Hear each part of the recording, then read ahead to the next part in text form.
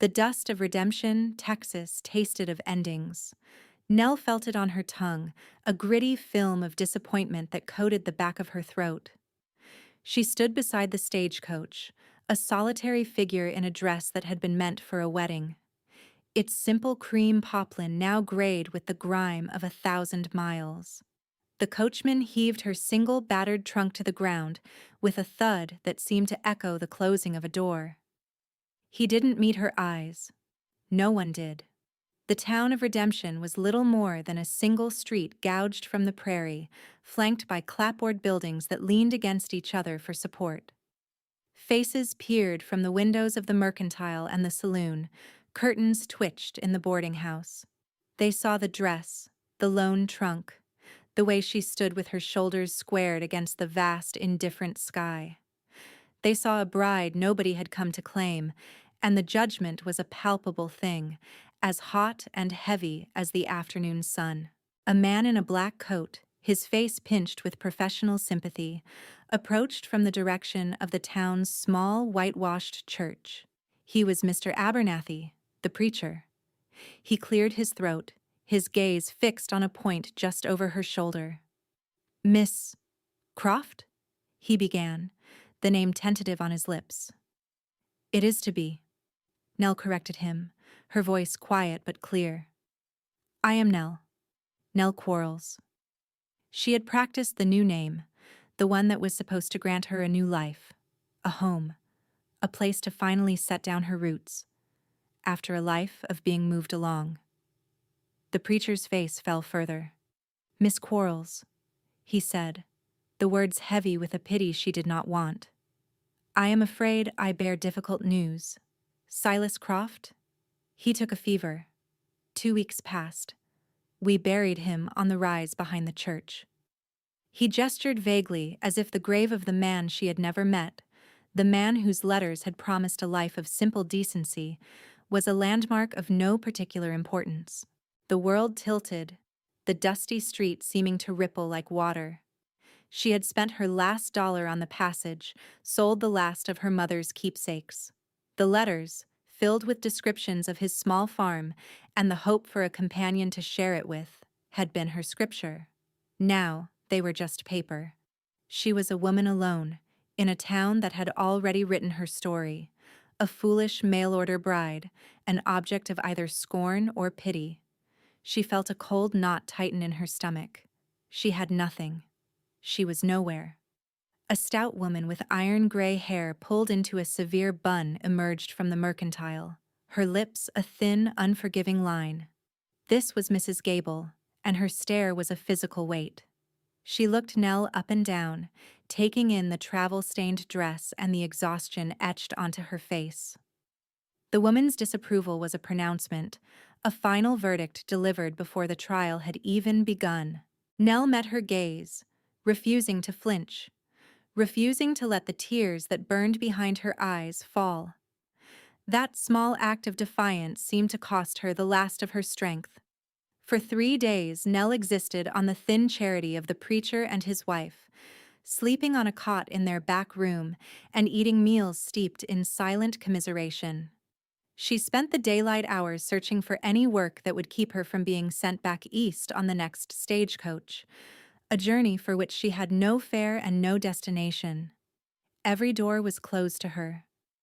They needed a seamstress, a cook, a laundress, but not one who arrived under a cloud of public humiliation.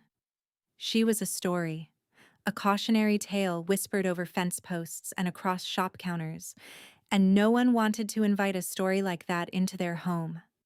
On the 4th day, her pride worn as thin as the soles of her shoes, she walked the 2 miles out of town to the Hollister Ranch. It was the largest in the territory, a sprawling kingdom of grass and cattle whose owner, Moss Hollister, was a name spoken with a mixture of fear and respect.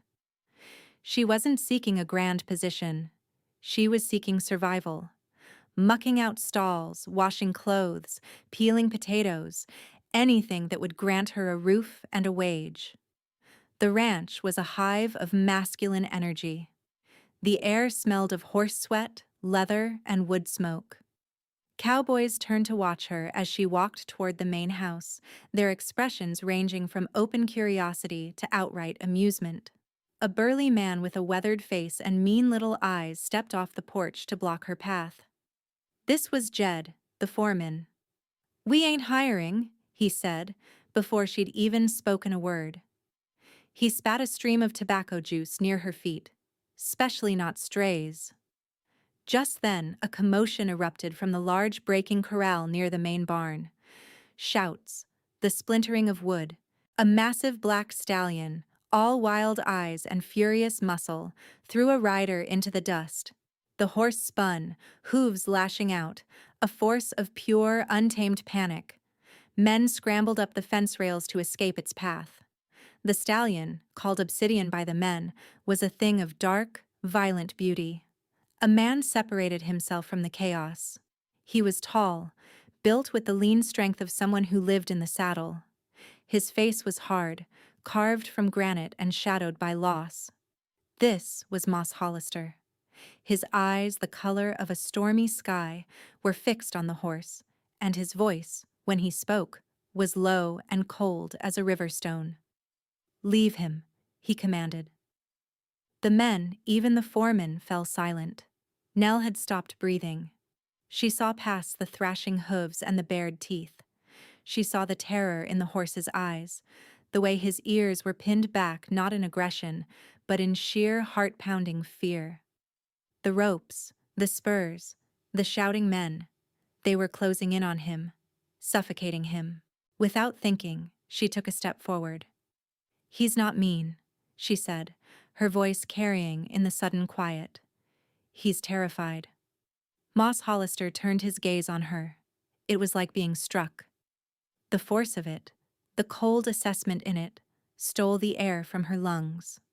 He looked at her as if she were a ghost, a strange woman in a ruined dress speaking nonsense. Jed, the foreman, snorted. "Lady, that horse'd kill you soon as look at you." Nell didn't look at Jed. She kept her eyes on Moss Hollister. "You're fighting him," she said simply. "He thinks he's fighting for his life. No animal wants to die." For a long moment Moss said nothing. He just stared at her, his expression unreadable. She expected to be told to leave, to be dismissed as a madwoman. Instead, a muscle twitched in his jaw. He gave a curt nod toward the foreman. "Jed, find her a place in the old bunkhouse. She can help Mary with the laundry and the kitchen." He turned and walked toward the main house without another word, leaving a stunned silence in his wake. Jed glared at her, his resentment a poison in the air. "Don't know what game you're playing," he muttered, "but you won't last the week." Nell didn't answer. She followed him to a small, dusty cabin that smelled of lye soap and loneliness, her heart pounding a strange, unsteady rhythm. She had a place. It wasn't a home, but it was a start. And she couldn't get the image of the black stallion out of her mind, or the look in his owner's desolate eyes. The work was hard, her days a blur of hot water, rough sheets, and the endless chopping of vegetables. She kept her head down and her mouth shut, enduring the foreman's constant sneers and the wary distance of the other ranch hands. She ate her meals alone, a silent figure at the end of the long trestle table. But every evening, when her work was done, she would walk to the corral where Obsidian was kept. The stallion paced the fence line, a caged storm, refusing to let anyone near him. Nell wouldn't approach. She would just stand by the fence 20 yards away and speak to him. Her voice was a low murmur, a soft, steady current in the twilight air. She told him about the farm she grew up on, about the mare who had taught her to ride, about the scent of hay in a warm barn. She spoke of gentleness in a world that had shown her little of it. The horse at first ignored her. Then he began to stop his frantic pacing to listen, his head cocked, one ear swiveled in her direction. Moss Hollister watched her.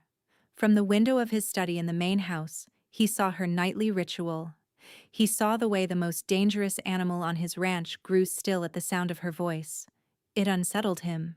It reminded him of a time before, of a woman whose laughter had filled his house, a woman who had also loved horses, a woman who had been thrown from one, breaking her neck in the unforgiving dirt, leaving him with a guilt so vast it had hollowed him out. He had shot that horse himself, and a part of him had died with it. Now he treated his animals as he treated his heart, with distance, with control, with a cold and brutal efficiency. This strange, quiet woman threatened that control. One sweltering afternoon, a week after her arrival, a cry of alarm went up from the stables. Obsidian was down. He lay on his side in the dirt, his powerful body slick with sweat, his breath coming in ragged, shallow pants. His eyes were glazed with pain. A young ranch hand, barely a boy, stood pale-faced by the gate. "He just collapsed, Mr. Hollister. I don't know what happened." Moss was there in an instant, his face grim.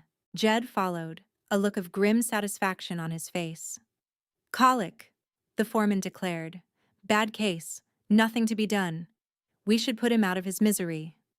Moss knelt by the stallion's head, his hand hovering over the horse's neck, not quite touching.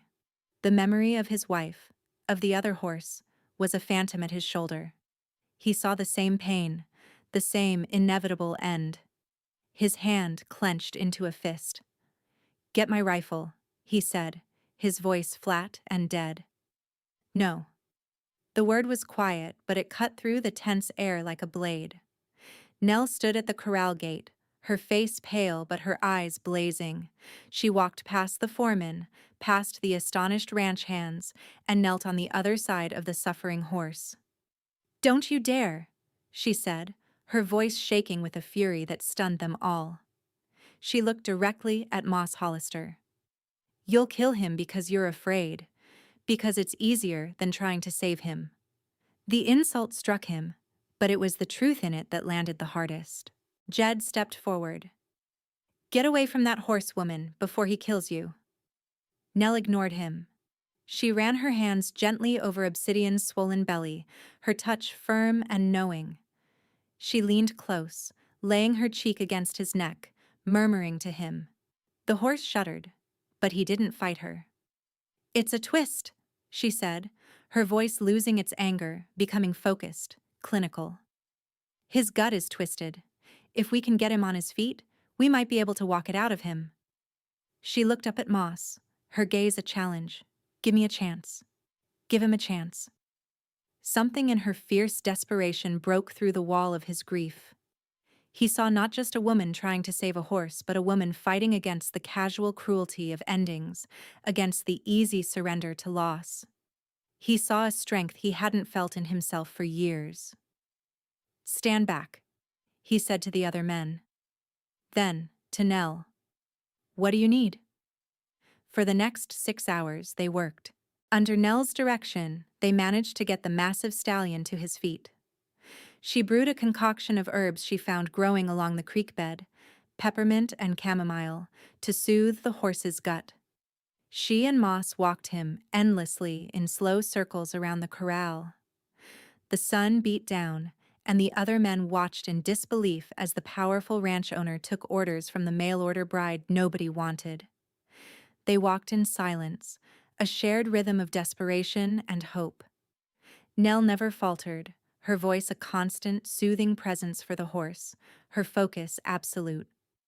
As dusk settled, painting the sky in shades of bruised purple and soft rose, the horse let out a long, shuddering sigh. The tension in his body eased. He lowered his head and nudged Nell's shoulder, a gesture of pure, grateful trust. The crisis had passed. He would live. Nell sagged against the fence, her energy spent. Moss stood watching her, the rifle he had called for leaning forgotten against a post. He had been ready to destroy this magnificent animal because of his own past, his own pain. She had saved the horse, but in that moment, he felt she had saved a piece of him too. He walked over to her, his shadow falling across her. He didn't say thank you. The words felt too small. Instead, he said, You know more about horses than any man in this territory." It was a simple statement of fact, but for Nell it was a coronation. It was the first time someone had seen her for what she was, not for the circumstances that had brought her here. A grudging respect began to bloom among the ranch hands. They had seen a miracle, and they knew who had performed it. Jed, however, watched from the shadows, his face a mask of curdled hatred.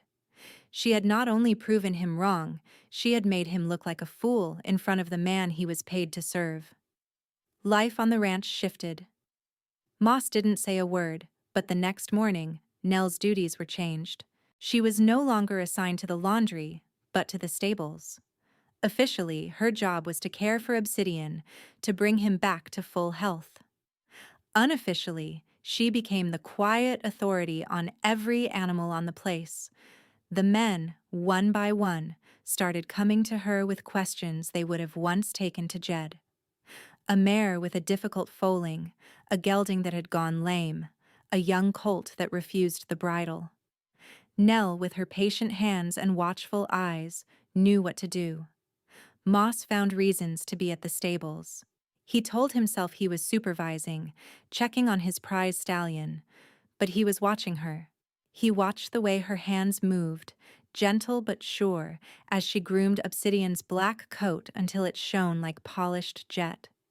He watched the way she stood, utterly fearless, as the horse lowered his massive head to rest against her shoulder. A silence grew between them, but it was a different kind of silence now. It was filled with unspoken things, a shared space where words were not necessary. One evening, he found her in the small tack room, mending a bridle by the light of a single kerosene lamp. Her fingers, deft and nimble, worked the leather and thread. He noticed the frayed cuff of her dress, the same worn garment she had arrived in.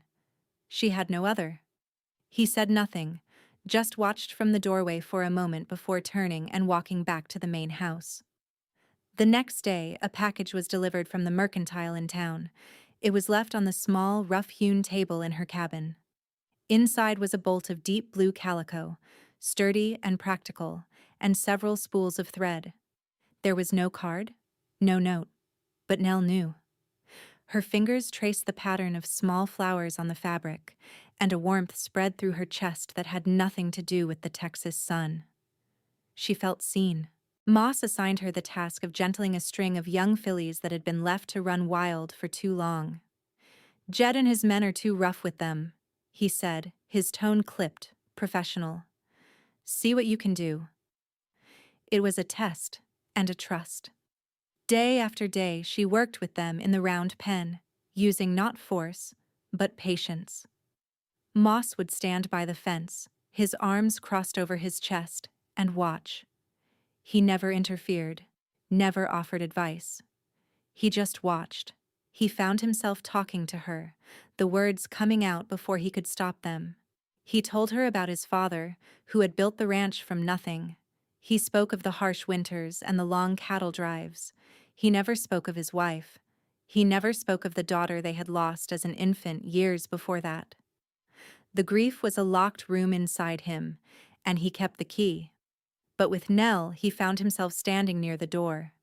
She, in turn, told him about her father, a horse trader who had taught her everything she knew.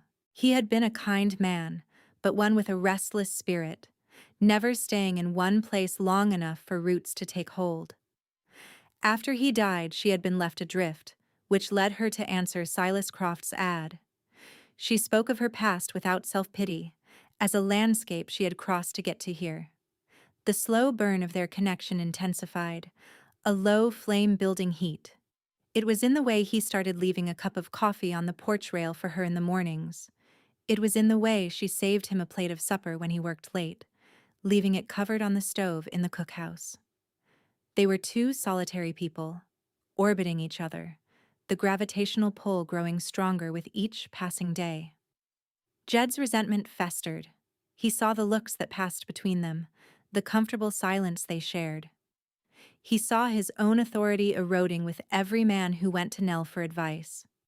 She was an interloper, a nobody, and she was stealing his place. He began to whisper in the bunkhouse, planting seeds of poison. He spoke of her as a schemer, an ambitious woman using the horses to get her hooks into the wealthy widower. He traveled to town and fanned the flames of gossip Mrs. Gable had so eagerly lit, adding lurid details of his own invention. The breaking point came with the storm.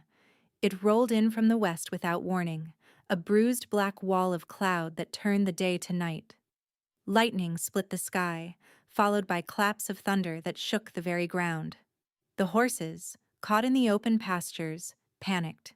It was a frantic race against the rain to get them into the relative safety of the main barn. Nell and Moss worked side by side in the driving wind, their shouts snatched away by the gale. They were herding the last of the young fillies toward the barn doors when a bolt of lightning struck a cottonwood tree nearby. The world went white and silent for a heartbeat, followed by a deafening crack. One of the fillies, a slender sorrel, screamed in terror and reared, her front hooves flailing wildly in the air. Nell was directly in her path. She had no time to move, no time to think. She instinctively threw her arms up to shield her face, but before the hooves could strike, a hard arm wrapped around her waist, yanking her back with breathtaking force. She stumbled into a solid wall of a chest, her face pressed against a rain-soaked cotton shirt that smelled of leather and ozone. Moss held her, his body shielding hers from the panicked horse. The filly scrambled for purchase on the slick ground and galloped past them into the barn. But Moss didn't let go. For a long, charged moment, they stood locked together in the heart of the storm. The rain plastered her hair to her face and streamed down his. She could feel the frantic beat of his heart against her cheek, or maybe it was her own.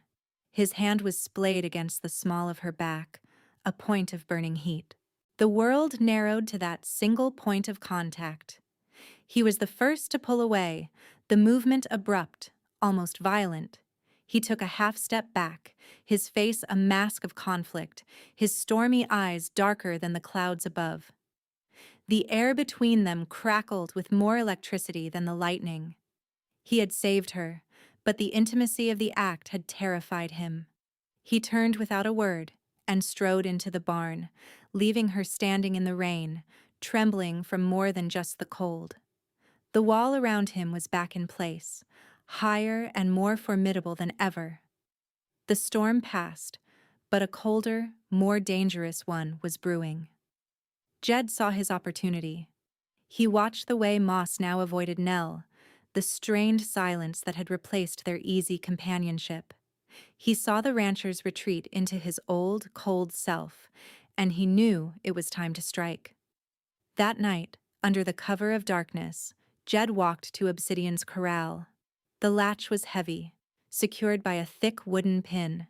With a furtive look over his shoulder, he lifted the pin, slid the latch free, and swung the gate open just enough for a horse to slip through. Then he walked back to the bunkhouse, a cruel smile on his lips. The next morning, the cry went up. Obsidian's gone. The empty corral stood as a testament to a great loss. The stallion was worth more than any two men on the ranch, the prize of the Hollister line. Moss stood at the gate, his face like thunder. Jed was ready. He strode forward, his voice ringing with false concern and righteous accusation. It was her, he said, pointing a finger at Nell, who had just come from her cabin. I saw her out here late last night, mooning over the horse like she does. She must have been careless. Forgot the latch. He turned to the other men. I told you she was trouble. Her and her fancy horse-whispering ways. It's all a trick. Now she's cost the boss his best horse. The words landed like stones. The other men, swayed by Jed's certainty and their own lingering suspicions, murmured in agreement. They looked at Nell, their faces now hard and accusing. She was the outsider again. Moss turned to her, and the look in his eyes broke her heart. It wasn't anger. It was a cold, deep disappointment, a weary resignation. All the trust they had built, all the quiet moments, evaporated like mist. He didn't see her. He saw the ghost of his past failures, Another loss tied to a horse, another moment where his judgment had failed him. The pain of his wife's death rushed back, and he couldn't separate the past from the present. "Is it true?" he asked, his voice devoid of all warmth. "Were you out here last night?" "Yes," she whispered, her voice catching in her throat. "I always am. But I secured the gate. I always do." "Jed says you didn't," Moss stated, as if that were the end of it. He wouldn't look at her. He couldn't. To trust her was to open himself up to that pain again, and he wasn't strong enough. He turned away, his voice flat and final. "You're to stay away from the stables, from all the horses. Go back to the kitchen, help Mary, that's all." The public humiliation was absolute. He had stripped her of her purpose, her dignity, in front of everyone. He had believed the word of a jealous man over the evidence of his own eyes for weeks. The pain was a physical thing, a sharp, stabbing ache in her chest. She turned and walked back to her small cabin, the stares of the men like daggers in her back. She couldn't stay. She couldn't live in a place where she was so profoundly distrusted by the one person whose faith she had begun to crave. She packed her few belongings into her trunk. She would leave before dawn, walking back to town and taking her chances on the open road. It was better than suffocating here under the weight of his disbelief. Sleep was impossible. The injustice of it all churned within her. But beneath the hurt, a deeper worry took root. Obsidian. He was out there, alone, in a wild country full of dangers. Cougars, ravines, rustlers. He was a ranch horse, not a wild one. He wouldn't know how to survive. She couldn't leave him. She couldn't abandon an animal that trusted her, not when its life was at stake because of Jed's treachery. Before the first hint of gray light touched the sky, Nell slipped out of her cabin.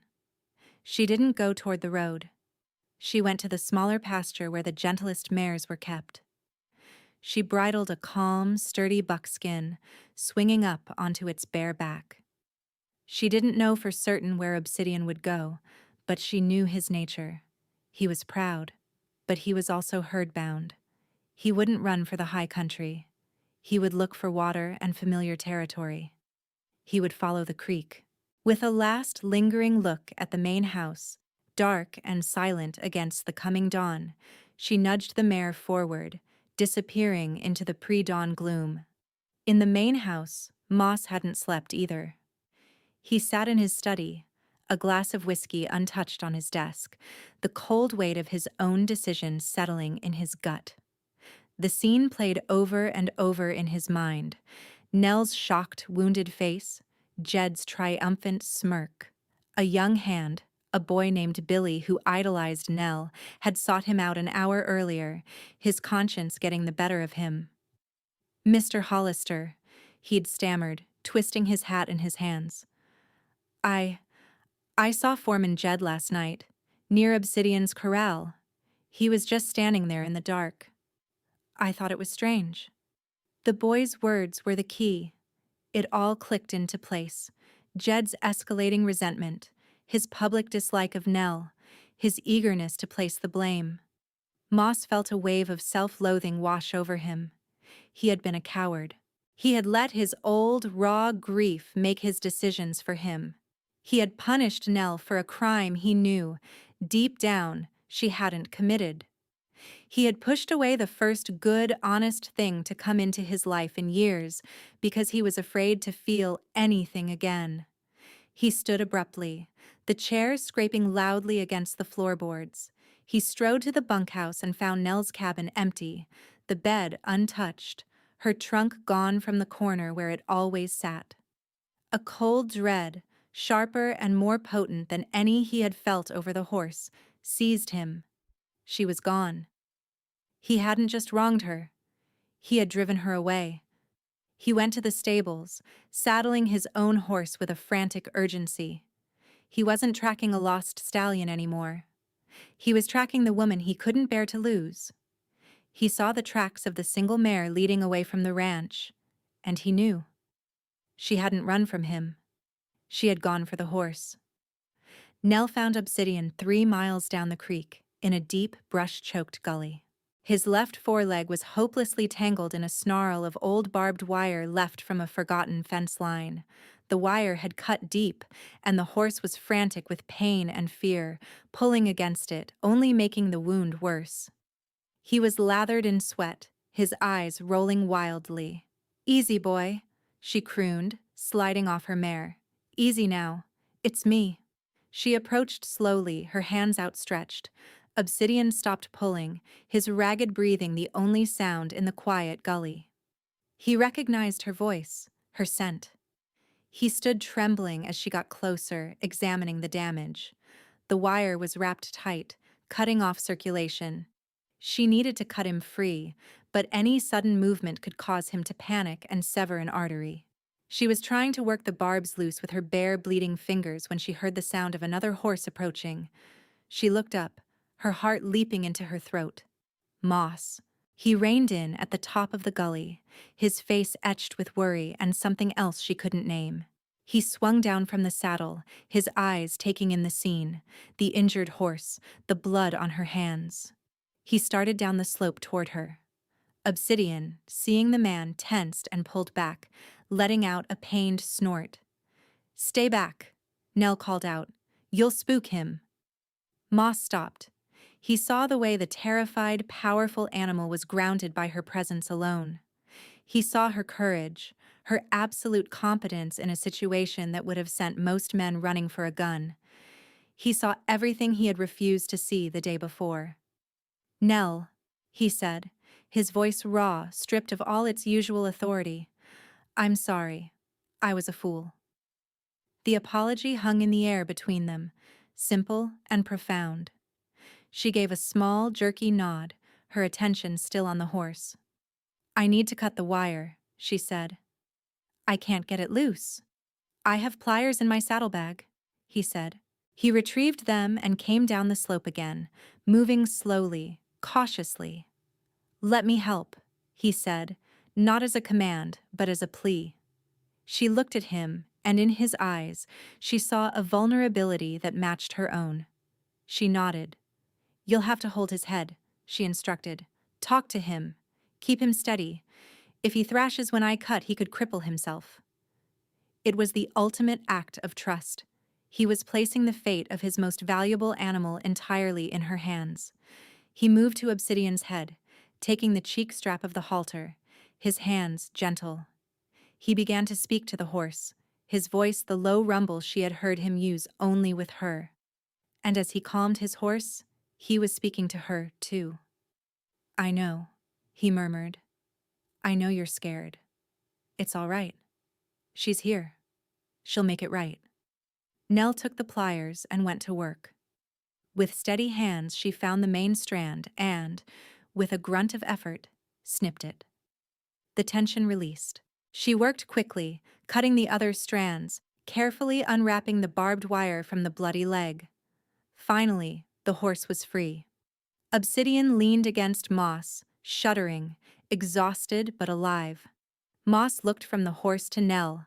Her face was smudged with dirt, her hands were cut, and her dress was torn, but he had never seen anyone more beautiful.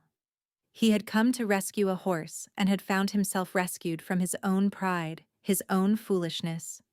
She had come to save an animal and, in doing so, had shown him what it meant to have faith.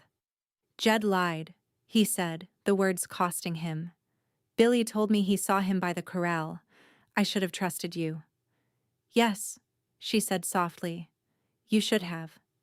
She didn't say it with malice, but with a quiet sadness.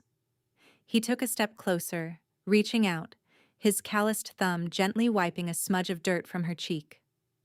"Come home, Nell," he said. "Please." They led the injured stallion slowly back to the ranch. When they arrived, the hands were gathered, their faces a mixture of guilt and awe. Jed stepped forward, his expression belligerent, ready to double down on his lie. He never got the chance. Moss didn't raise his voice. He didn't have to. His words were quiet, cold, and final. "Jed, get your things. I want you off my land by sundown." The foreman's face went pale, then red with fury, but he saw the look in Moss's eyes and knew there was no arguing.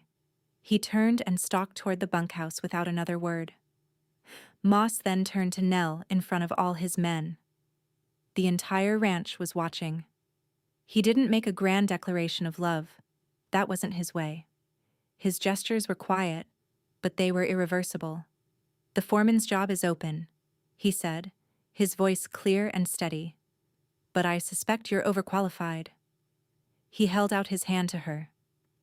"The main house has been empty for too long. It needs a heart." It was everything. A job, a home, a proposal, a public vindication. Tears welled in Nell's eyes as she placed her small cut hand into his large, strong one. His fingers closed around hers, a silent promise. 2 months later, Nell Hollister stood on the porch of the main house, her hand resting on her husband's arm. The sun was setting, casting long golden shadows across the pastures. Obsidian, his leg fully healed, grazed peacefully near the fence, a testament to her skill and her faith. The whispers in town had not silenced entirely, but they had lost their power. Mrs. Gable could glower all she wanted from her perch at the mercantile. Here, on this ranch, Nell was no longer the bride nobody claimed. She was the woman who had healed not just a horse, but a man. Moss turned to her, the hard lines of his face softened by a contentment she had put there. He still rarely spoke of his past, but the locked door inside him was no longer bolted. Sometimes, at night, he would speak his first wife's name, not with guilt, but with a quiet, healing sorrow. He was learning to live with his ghosts instead of being haunted by them. He looked at Nell, his stormy eyes clear. "I never knew a person could feel like coming home," he said. She leaned her head against his shoulder, her heart full. The frontier was still a wild and unforgiving place, but she had found her shelter in the heart of the storm. She had arrived with nothing, a woman dismissed and discarded. Now she had everything that mattered. She had found her place, not by being given one, but by earning it. She had found love, not by seeking it, but by being true to the quiet, hidden strength within herself. The dust of redemption no longer tasted of endings. It tasted of a new beginning, rich and promising as the dark Texas earth.